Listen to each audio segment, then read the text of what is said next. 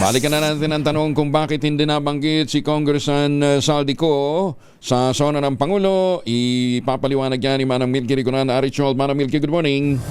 Nalimutan ni Pangulong Bongbong Marcos na banggitin si dating Ako Bicol Party List Representative Elizalde Co sa kanyang State of the Nation address.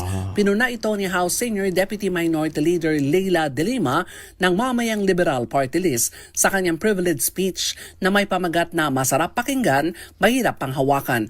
Ayon kay De Lima, kulang ang issue ng flood control project scam kung hindi mababanggit ang pangalan ni Co. Ito ay sa harap ng patong-patong naman na mga kaso na planong isampa ng ombudsman kay dating House Speaker Martin Romualdez. Naukulangan si De Lima ng hindi pagbanggit ng Pangulo kay Zaldico na pangunahing sangkot sa pinakamalaking katiwalian sa ilalim ng Marcos Jr. administration. Sabi ni De Lima, malaking bagay kung meron sanang update ang Pangulo sa pagtugis kay Co. Kwenestyon din ni De Lima ang hindi pag-usad ng kanilang panukalang Independent Commission Against Infrastructure Corruption. Naniniwala si De Lima na malaking tulong sana ito para mabilis at mabisang investigasyon sa flood control scandal kapag naisabatas ang naturang panukala.